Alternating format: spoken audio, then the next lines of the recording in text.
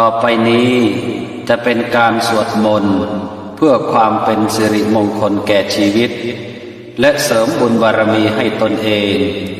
จึงขอเชิญชวนท่านสาธุชนทั้งหลายได้ร่วมกันสวดมนต์เจริญจิตภาวนาเป็นลำดับสืบไปบทบูชาพระรัตนตรัยอิมินาสการเรนะพุทธังอภิปูชยามิอิมินาสการเรนะธัมมังอภิปูชยามิอิมินาสการเรนะสังฆังอภิปูชยามิ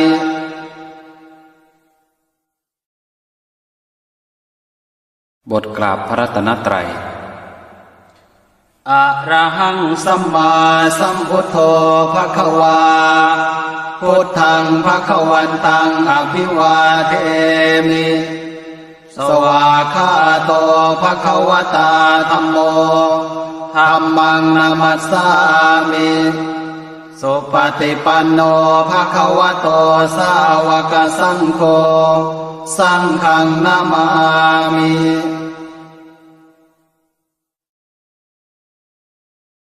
บทนมัสการพระพุทธเจ้านะโมตัสสะภะคะวะโตอะระหะโตสัมมาสัมพุทธัสสะนะโมตัสสะภะคะวะโตอะระหะโตสัมมาสัมพุทธัสสะนะโมตัสสะภะคะวะโตอะระหะโตสัมมาสัมพุทธัสสะ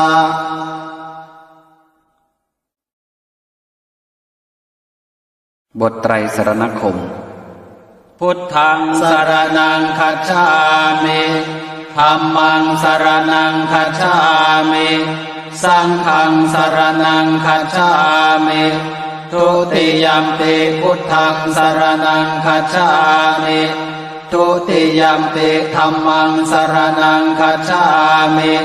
ทุติยัมปิสังฆังสรณังคัจฉามิตาติยัมปิพุทธังสรณังคัจฉามิตาติยัมปิธัมมังสรณังคัจฉามิตาติยัมปิสังฆังสรณังคัจฉามิ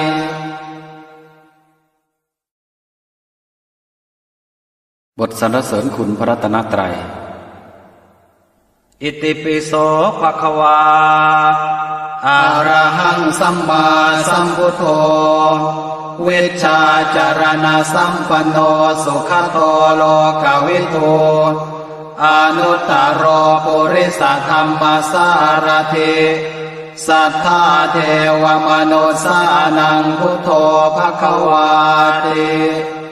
สวากขาโตภควตาธัมโมสันทิฏฐิโกอากาลิโกเอหิปัสสิโกโอปานายิโกปัจจตังเวทิตาโพวินโยหิติสุปฏิปันโนภควโตสาวกสังโฆโอชุปฏิปันโนภควโตสาวกสังโฆยายาปฏิปันโนภควโตสาวกสังโฆสามีจิปฏิปันโนภควโตสาวกสังโฆญาติทางจัตตาริปุริสายุคานิอัฏฐาปุริสปุคลาเอสะภควโตสาวกสังโฆอาหุนายโยปาหุนายโยทักขินายโยอัญชลีการณิโยอานุตตรังปุญญเขตังโลกัสสาติ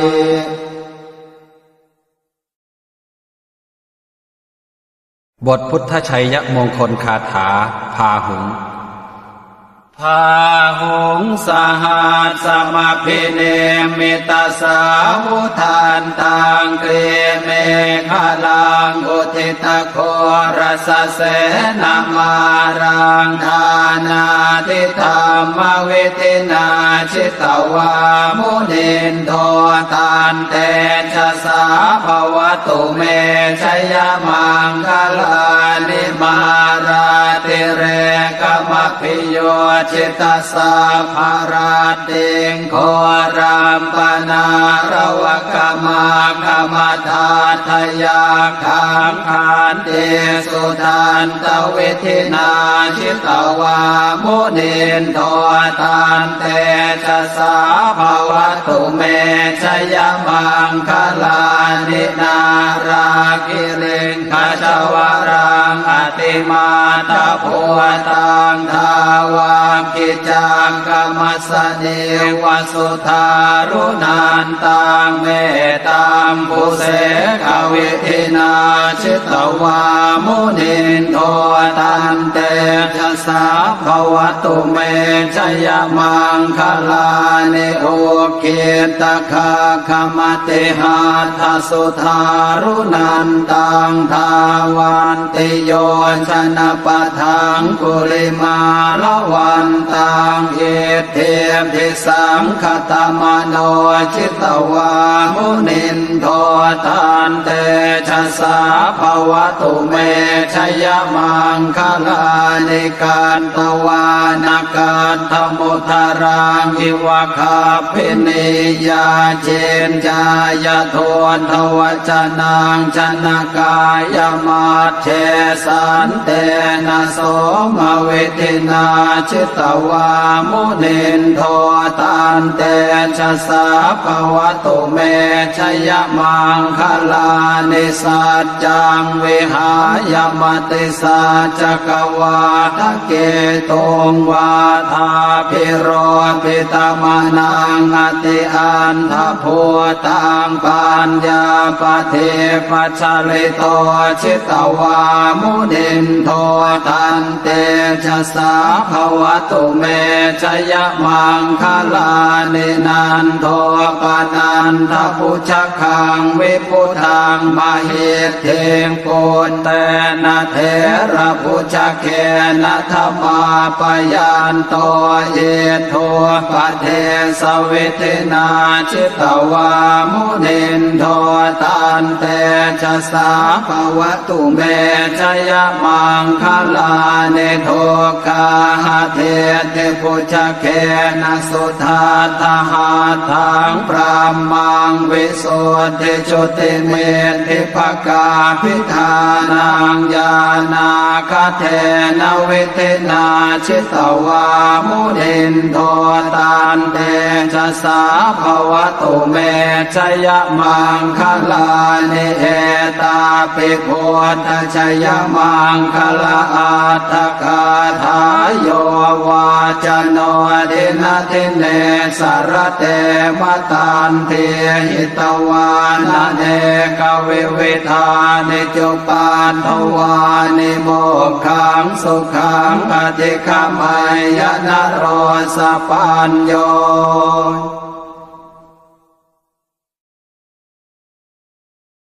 บทชัยปริตมหาการุณิโกนาโถหิตายาสัพพานินางปุเรตวาปารมีสัพพาปะโตสัมโพธิโมตตมังเอเตนะสัจวาเชนะโหตุเมชยมังคลังชยันโตโพธิยาโมเลสังกยานางนันทิวัตโนเอวังอาหังวิชโยโห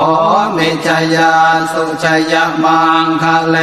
อปราชิตปันนังเกสีเสปทวิโกคะเล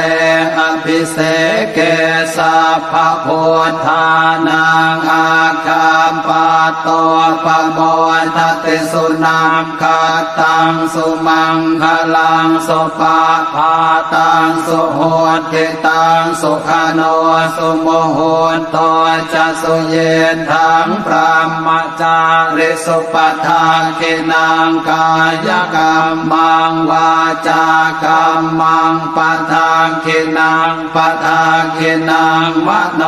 กรรมังปณิทิเตปทาคินั าปทางกินานิกาตวานลพันตาเทปาทางกิเนภวตุสัพพมังคลังราคันตุสัพพเทวตาสัพพพุทธานุภาเวนัสทธาโสทิภวันตุเมภวตุสัพพมังคลังราคันตุสัพพเทวตาสัพพธรรมานุภาเวนัสทธาโสทิภวันตุเม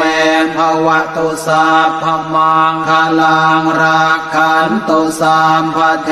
วตาสัพพสังฆานุภาเวนัสทธาโสทิภวันตุเม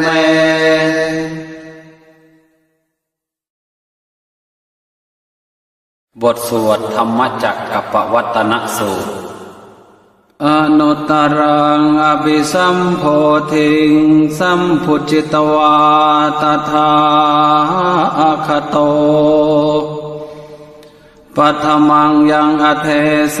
สิธรรมจักกังอนุตตรั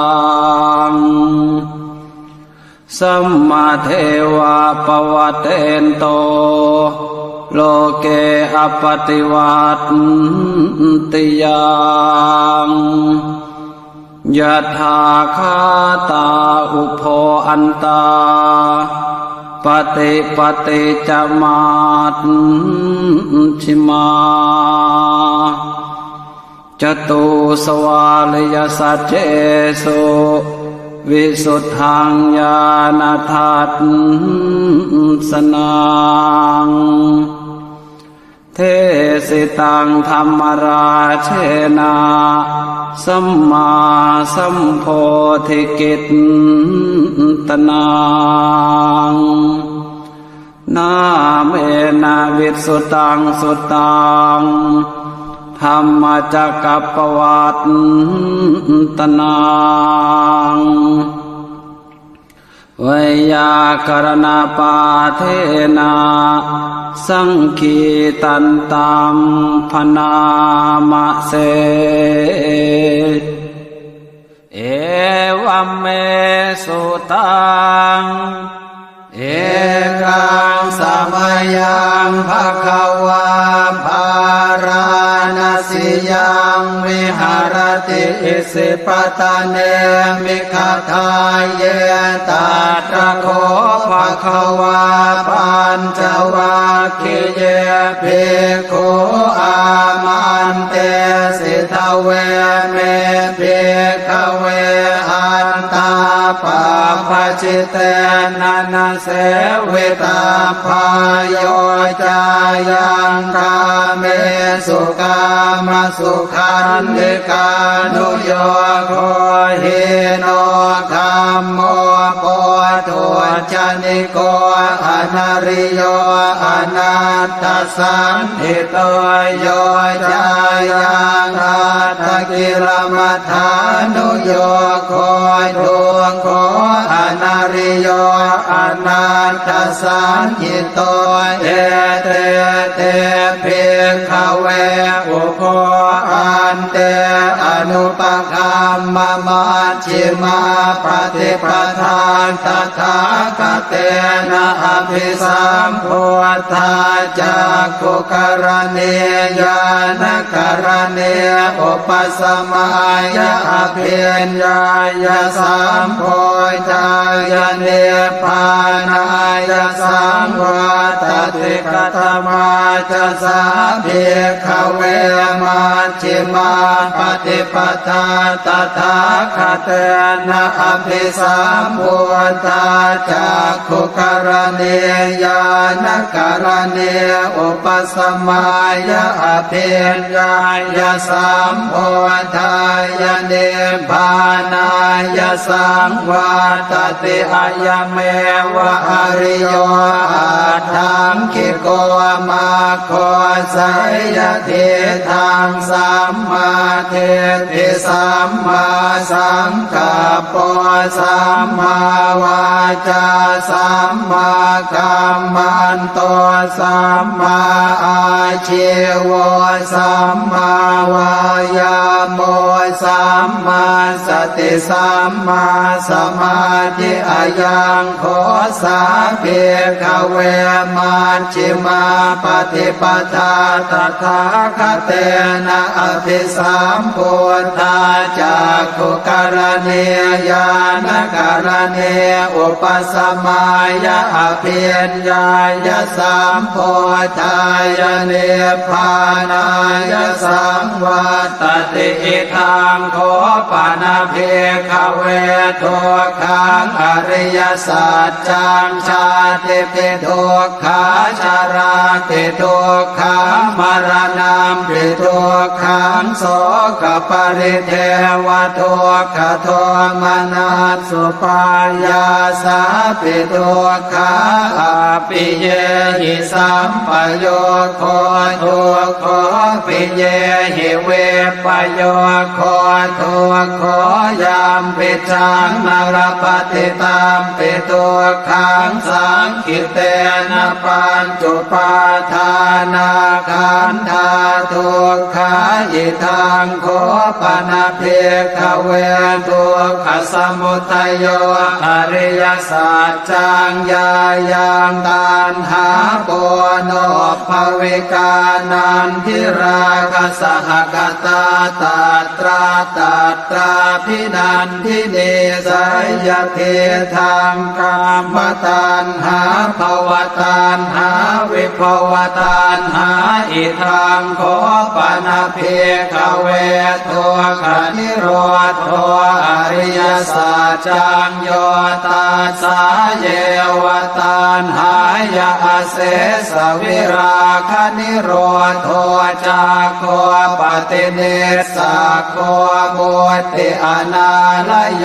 หิทังโคปนะเพขเวทุกขนิโรธคามิเน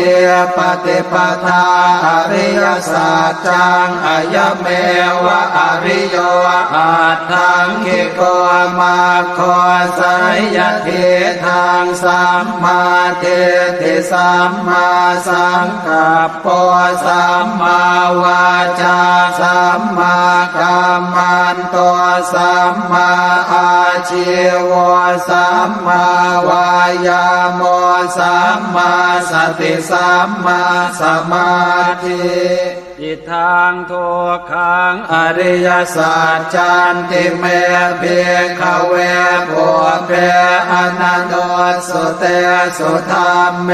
สุจักขุงอุทธปาทิญาณังอุทธปาทิปัญญาอุทธปาทิวิชชาอุทธปาทิอาโลโกอุทธปาทิตังโค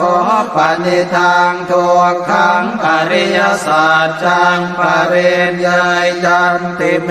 เพขเวโภเพอนันโนสุเตสุธรรมเม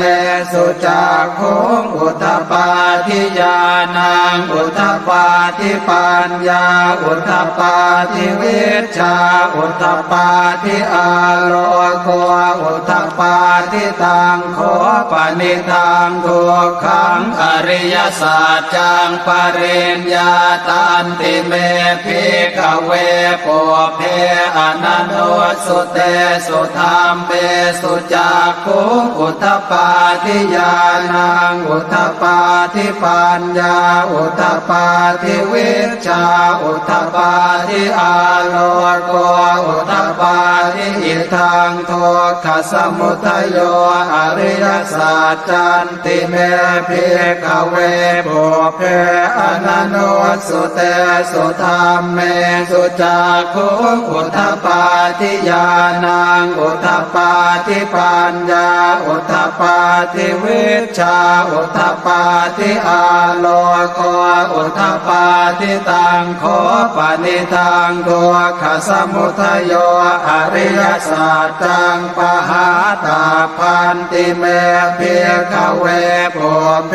อนันโนสุเตสุธรรมเม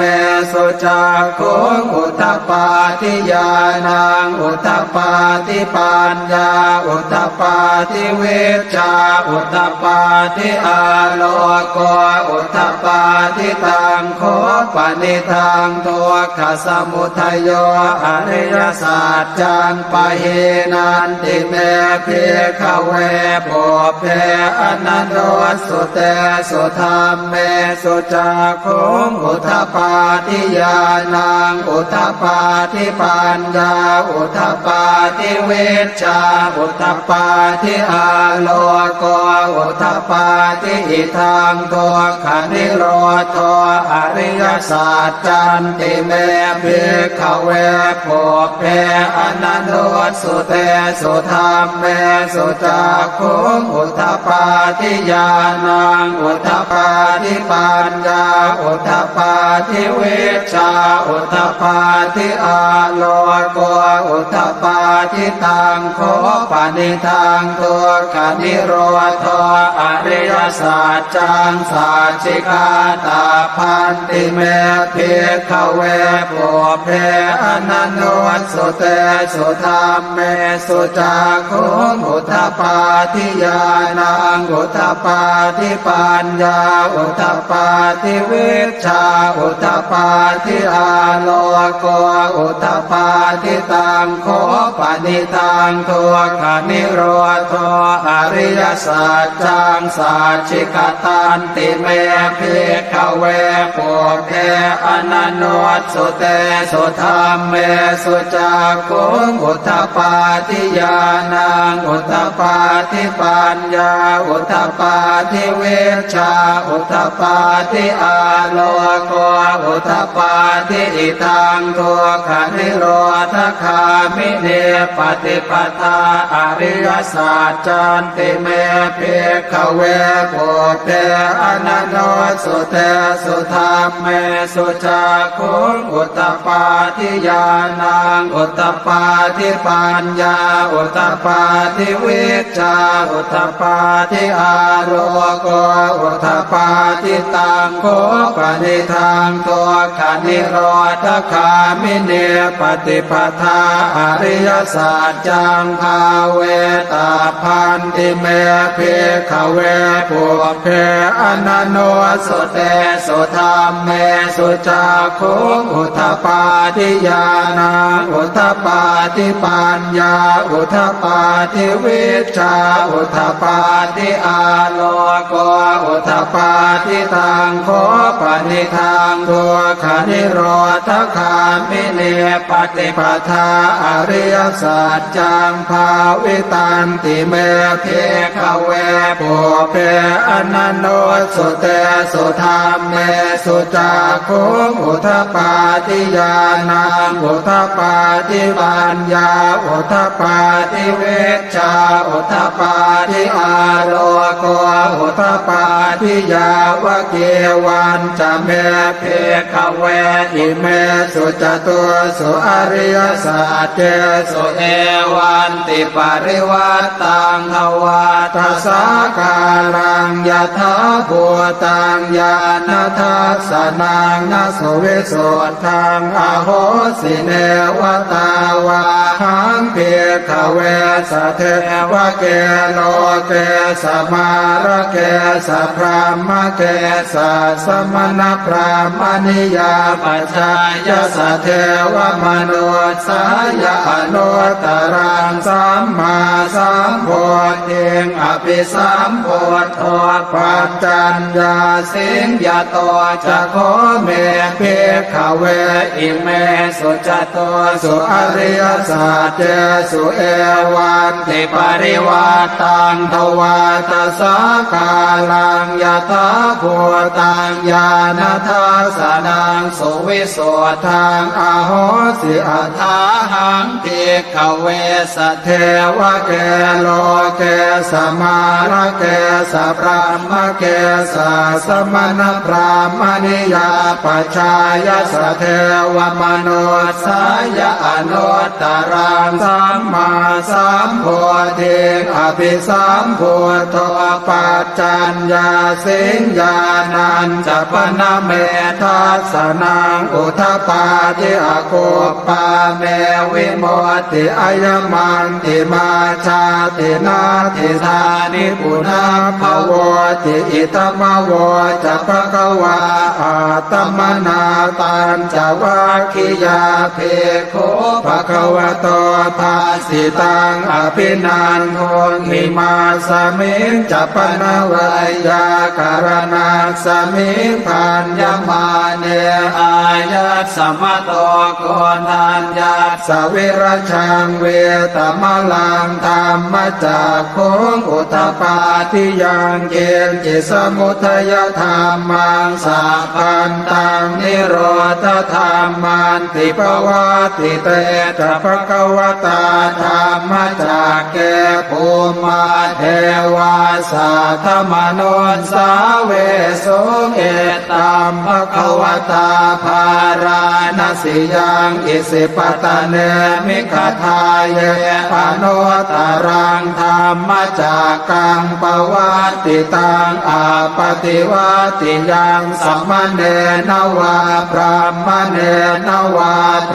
เวนวามาเรนวาพรหมุนาวาเจนะจิวาโรกัสมินติภูมานังเท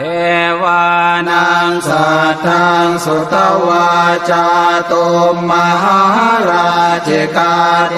วาสัทธมนุสสาเวสุงจาตุมมหาราชิกานังเทวานังสัทธังสุตวาตาวติงสาเทวาสัทธมนุสสาเวสุงตาวติงสานังเทวานังสัทธังสุตวายามาเทวาสัทธมนุสสาเวสุงยามานังเทวานังสัทธังสุตวาตุสิตาเทวาสัทธมนุสสาเวสุงตุสิตานังเทวานังสัทธังสุตวาเนมานรเทเทวาสัทธมนุสสาเวสุงเนมานรเทนังเทวานังสัทธังสุตวาปรเนมิตวสวัตติเทวาสัทธมนุสสาเวสุงปรเนมิตวสวัตตินังเทวานังสัทธังสุตวาพรหมปริสัชชาเทวาสัทธมนุสสาเวสุงพรหมปริสัชชานังเทวานังสัทธังสุตวาพรหมปโรหิตาเทวาสัทธมนุสสาเวสุงพรหมปโรหิตานังเท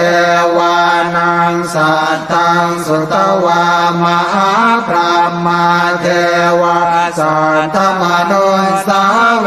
สุงมหาพรหมานังเทวานังสัทธังสุตวาปริตาภาเทวาสัทธมนุสสาเวสุงมริตาภานังเทวานังสัทธังสุตวาอัปปมานาภาเทวาสัทธมนุสสาเวสุงอัปปมานาภานังเทวา นังสัตตังสุตวาอาภัสสราเทวาสัทธมนุนสาเวสุงอาภัสสรานังเทวานังสัตตังสุตวาปริตตสุภาเทวาสัทธมนุนสาเวสุงปริตตสุภานังเทวานังสัทธังสุตวาอัปปมาณสุภาเทวาสัทธมนุนสาเวสุงอัปปมาณสุภานังเทวานังสัทธังสุตวาสุภกินหกาเทวาสัทธมนุนสาเวสุงสุภกินหกานังเทวานังสัทธังสุตวาเวหาภลาเทวาสัทธมนุนสาเวสุงเวหาภลานังเทวานังสัทธังสุตวาอวิหาเทวาสัทธมนุนสาเวสุงอวิหานังเทวานังสัทธังสุตวาอัตตาปาเทวาสัทธมนุนสาเวสุงอัตตาปานังเทวานังสัทธังสุตวาสุทันสาเทวาสัทธมนุนสาเวสุงสุทันสานังเทวานังสัทธังสุตวาสุทัสสิเทวาสัทธมนุนสาเวสุงสุทัสสินังเทวานังสัทธังสุตวาอากเนทกาเทวาสัทธมนุนสาเวสุงเอตัมภควตาภาราณสิยังอิสิปตะเนมิขทาเยอนุตตรังธรรมจักกังปวัตติตังอาปฏิวัติยังสมเนนวาพรามเนนวาเทเวนวามาเรนวาพรามมุนาวาเกณจิวาโรกัสสมิเนอิติหะเตนะคะเนนะเตนะโมโหเตนะยาวะพรามโลกาสัตโตอาโภคาจิอายัญจะทัสสะหัสสิโลกธาตุสังกัมปิสัมปะกัมปิสัมปะเวติอาปมาโนจะโอลาโรโอภาโสโลเกปาตุระโหสิอติกัมเมวะเทวานังเทวานุภาวังอัตถโคปะคะวาอุทานังอุทานเนสิอัญญาสิวัตโคโกนทานโยอัญญาสิวัตโคโกนทานโยติอิติหิทังอายัสสมโตโกนทานยัสสะอัญญาโกนทานโยตะเววนามังอาโหสิติ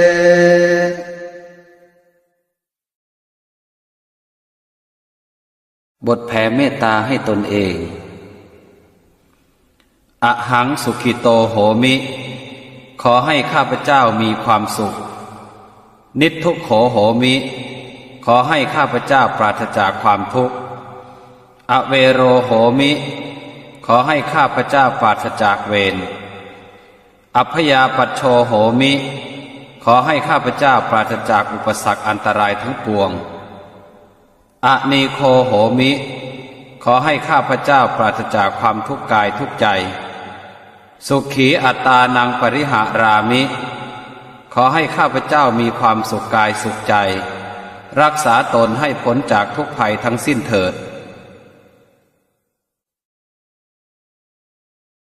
บทแผ่เมตตาให้สรรพสัตว์สัพเพสัตตาสัตว์ทั้งหลายที่เป็นเพื่อนทุกข์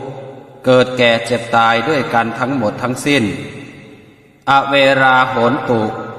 จงเป็นสุขเป็นสุขเถิดอย่าได้มีเวรต่อกันและกันเลย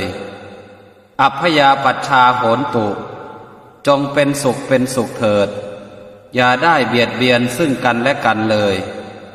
อเนคาโหนตุจงเป็นสุขเป็นสุขเถิดอย่าได้มีความทุกข์กายทุกข์ใจเลยสุขีอัตตานังปริหารันตุจงมีความสุขกายสุขใจรักษาตนให้พ้นจากทุกภัยทั้งสิ้นเถิดบทแผ่ส่วนกุศลอิทังเมมาตาปิตูนังโหตุสุขิตาโหนตุมาตาปิตโรขอส่วนบุญนี้จงสำเร็จแก่มารดาบิดาของข้าพเจ้าขอให้มารดาบิดาของข้าพเจ้ามีความสุขอิทังเมยาตีนังโหตุสุขิตาโหนตุยาตโยขอส่วนบุญนี้จงสำเร็จแก่ญาติทั้งหลายของข้าพเจ้าขอให้ญาติทั้งหลายของข้าพเจ้ามีความสุขอิทังเมฆรุปัชชายาจริยานังโหตุสุขิตาโหนตุครุปัชชายาจริยาขอส่วนบุญนี้จงสำเร็จแก่ครูอุปชาอาจารย์ของข้าพเจ้าขอให้ครูอุปชาอาจารย์ของข้าพเจ้ามีความสุขอิทังสัพพเทวตานังโหตุสุขิตาโหนตุสัพเพเทวาขอส่วนบุญนี้จงสำเร็จแก่เทวดาทั้งหลายทั้งปวงขอให้เทวดาทั้งหลายทั้งปวงมีความสุขอิทังสัพพเปตานังโหตุสุขิตาโหนตุสัพเพเปตาขอส่วนบุญนี้จงสำเร็จแก่เปรตทั้งหลายทั้งปวงขอให้เปรตทั้งหลายทั้งปวงมีความสุขอิทังสัพพเวรีนังโหตุสุขิตาโหนตุสัพเพเวรีขอส่วนบุญนี้จงสำเร็จแก่เจ้ากรรมนายเวรทั้งหลายทั้งปวงขอให้เจ้ากรรมนายเวรทั้งหลายทั้งปวงมีความสุขอิทังสัพพสัตตานังโหตุสุขิตาโหนตุสัพเพสัตตาขอส่วนบุญนี้จงสำเร็จแก่สัตว์ทั้งหลายทั้งปวงขอให้สัตว์ทั้งหลายทั้งปวงมีความสุขทั่วหน้ากันเทินบทกรวดน้ำให้เจ้ากรรมนายเวรข้าพเจ้าขออุทิศบุญกุศลจากการเจริญภาวนานี้ให้แก่เจ้ากรรมนายเวรทั้งหลายของข้าพเจ้าที่ข้าพเจ้าได้ล่วงเกินท่านไว้ตั้งแต่อดีตชาติ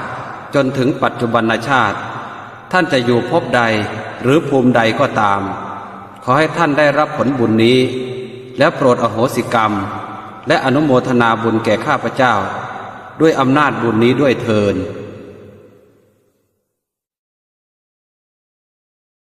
คำอธิษฐานอโหสิกรรมข้าพเจ้าขออโหสิกรรม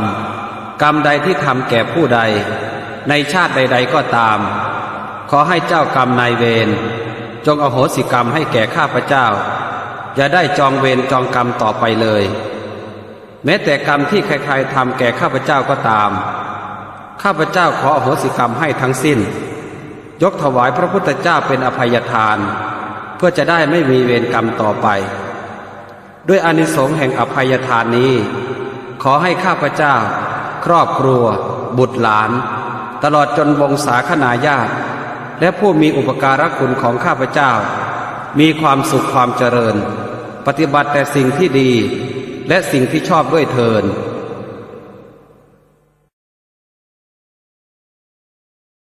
คำอธิษฐานขอพรข้าพเจ้าขออาราธนาพระบารมี30 ทัศขององค์สมเด็จพระสัมมาสัมพุทธเจ้าที่เสด็จนิพพานไปแล้วมากยิ่งกว่าเม็ดกรวดเม็ดทราย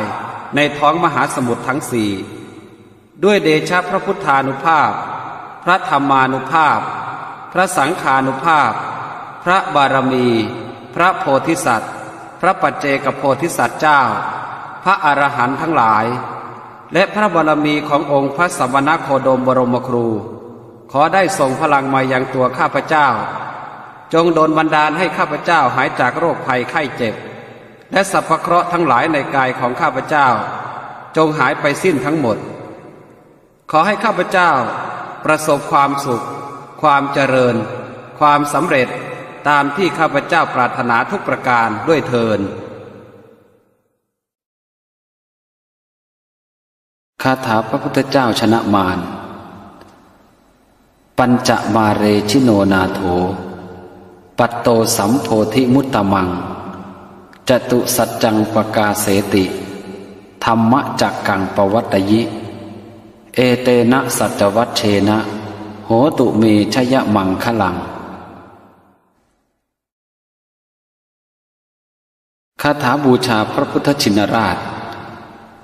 อิเมหินานาสการเรหิอภิปูชิเตหิทีคายุโกโหมิอโรโคสุขิโตสิทธิกิจจังสิทธิกัมมังปิยังมะมะปะสิทธิลาโภชโยโหตุสัพพทาพุทธชินราชาอภิปาเลตุมังนะโมพุทธายะ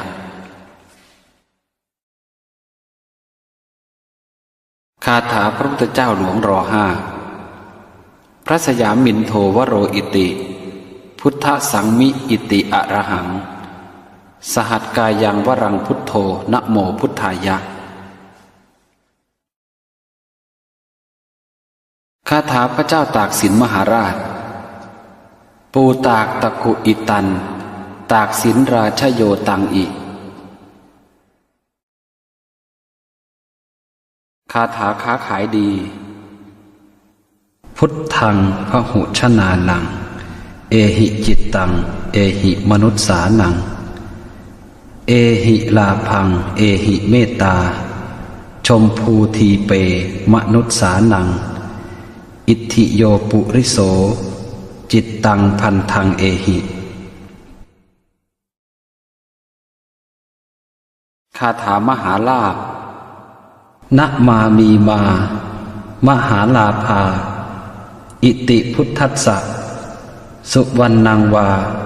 รัชตังวามะนีวาทะนังวาพีชังวาอัตถังวาปัตถังวาเอหิเอหิอาคัจฉัยยะอิติมีมานะมามิหัง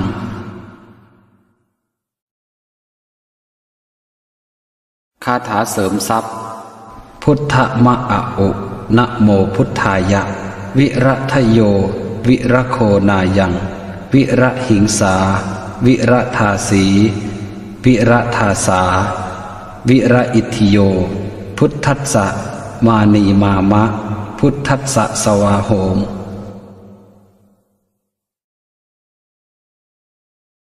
ขออนุโมทนาบุญกับทุกท่านที่ได้สวดมนต์ไหว้พระอยู่เป็นประจำอย่างสม่ำเสมอขออานิสงส์แห่งการสวดมนต์และเจริญภาวนาในครั้งนี้ได้อำนวยผลให้ท่านและครอบครัวตลอดทั้งธุรกิจการงานประสบแต่ความสุขและความเจริญรุ่งเรืองปรารถนาสิ่งหนึ่งประการใดขอให้สมความมุ่งมา่ปรารถนาทั่วกันทุกท่านทุกคนเทอญ